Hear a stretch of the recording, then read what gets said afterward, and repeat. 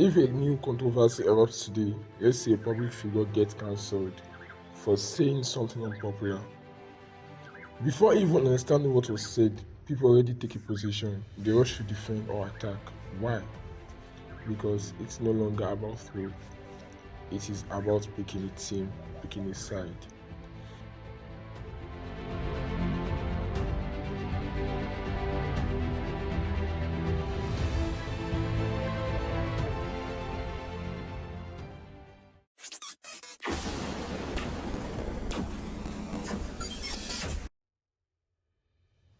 Welcome back. It's been a long time coming, but we are here in season 2 of this podcast. It is going to be different, not just in content, not just in style, but in intensity. With some of the social sagas happening in our society in recent times, I have come to realize that we are at war. Not a war with guns or bombs, not a war between nations, but a war against thinking, a war against critical and original thoughts. We live in a time where intellectual laziness is rewarded and questioning the status quo is punished, where people are quick to speak but slow to understand, where being loud matters more than being right. It's no longer enough to know something. Now you must align with the correct, in quotes, correct narrative. You must speak the right language, hold the right views, and never, under any circumstances, question what you've been told is true. So if you are here today, if you've pressed play on this episode, I need to ask you a few questions. Are you ready to think in a world that discourages it? Are you prepared to unlearn what you've been told and strive to say things as they really are? Are you willing to risk being alienated just for the sake of truth? If the answer is yes, then welcome, because this season is where the war on thought begins. I am going to start with a simple observation.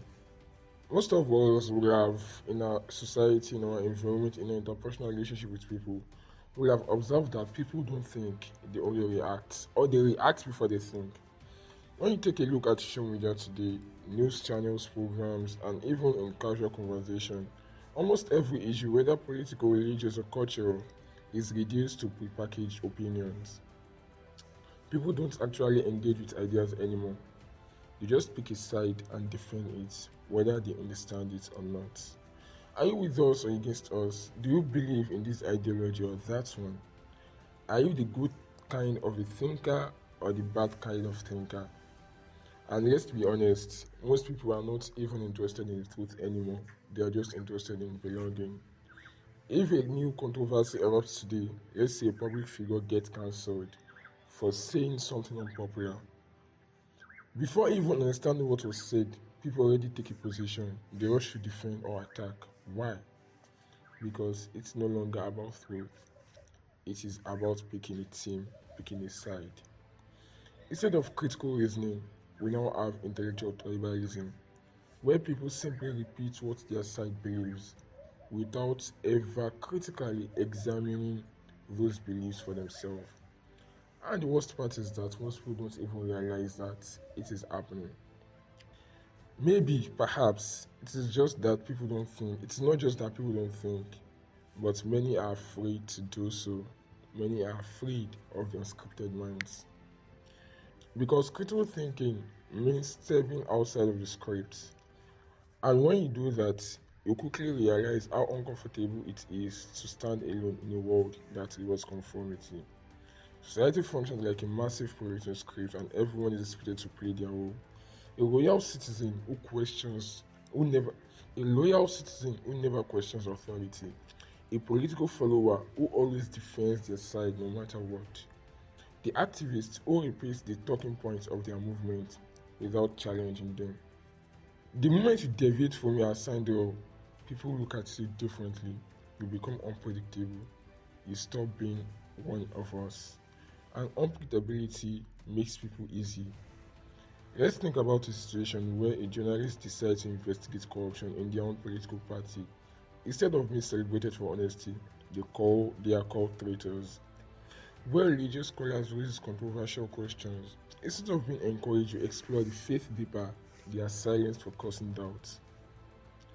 When a person from a conservative background questions the tradition they grew up with, instead of having an open discussion, they are labeled as lost, misguided, rebellious. Society doesn't reward original thoughts, it punishes it. The moment you break from the script, you make others uncomfortable. Why? Because thinking exposes their lack of thinking. And that is why critical thought is dangerous. But why is critical thought dangerous? Regardless of how fun critical thinking seems to some of us, it always comes at a cost. Because when you start questioning the things you've been taught, you don't just question your own mind, you disrupt the comfort of those around you. If you challenge an ideology, it's being cast out of your own group. If you question the dominant narrative, you are being silenced, ridiculed, or even attacked. If you change your mind on something you've once believed, you may lose the sense of certainty you built your life on. Let's think about some of the historical figures who challenged general thinking.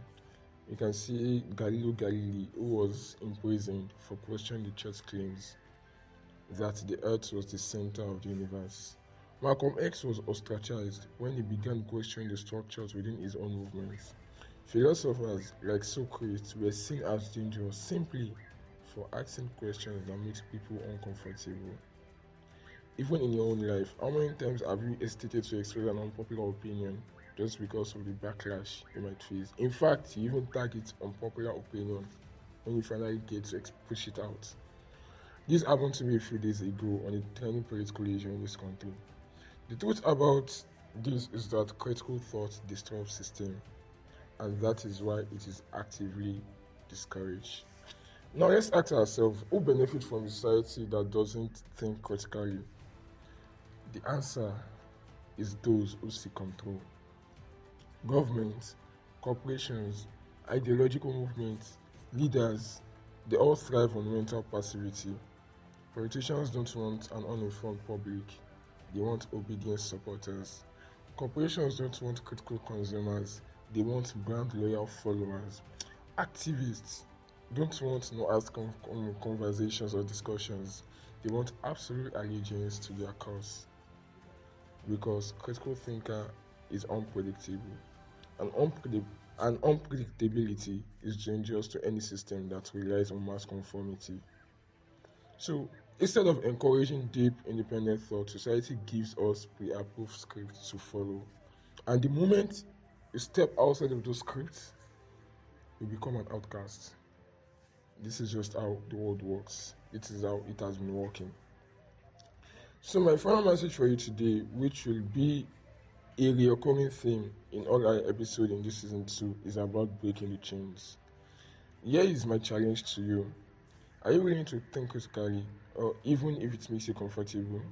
Are you ready to stand alone in your beliefs rather than blindly follow a group? Are you prepared to risk certainty, comfort, and approval for the sake of truth? Because if you are, then welcome. Season 2 is for you. This season, we are going to question everything: power, ideology, history, culture, even our own assumptions. We are not here to take sides, we are not here to fit into categories, we are here to think. Because this is how we break the mental chains, with one conversation at a time. One thought at a time, one question at a time, one act of courage at a time. In a world like this is the most radical thing you can do. Until next time, stay thinking, stay questioning, and be engaged and involved immensely with your society.